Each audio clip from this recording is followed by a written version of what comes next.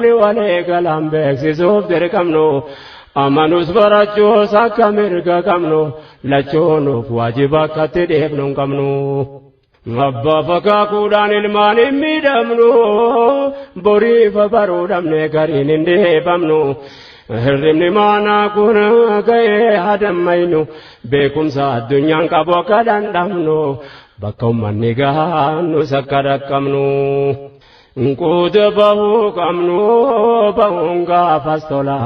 arganne ergamaa jaala akka turtaane sanarra ta'uun qabnu abbaan dhabaa ilmaan waa barachuun namnu wallaalumaa dhalootatti dabarfannu nutis beekuu qabna akka mirga qabnu kanarratti jimne harka wal qabannu waan taane beeynaan akka taanu hin dhabnu yaa ummata rabbiif rasuulatti amannu furmaanni nu qabnu gamtoomnaan qajeela arganne ergamaa jaala yaa ummata keenya yaa dheeraa dubartee barachuun barsiisuun yeroo ammaa keessatti ulamoota baay'ee akkan gaafadhetti akkuma ilmiin diinii baramaa jirutti barnoonni sabanaa waajiban irratti kanaafan dubbachuuf dirqamee biyyatti rakkannus bal'annus barsiifachuu irratti erkoon keenya rabbii waa hunda keessatti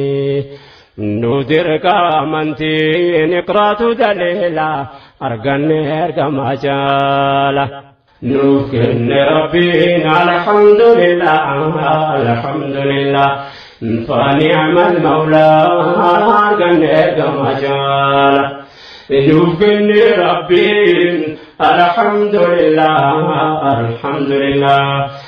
فنعم المولى arganne ergamaa jaala فنعم المولى arganne ergamaa jaala فنعم المولى arganne ergamaa jaala kun duula dirqamaa yaadeeraa dubartee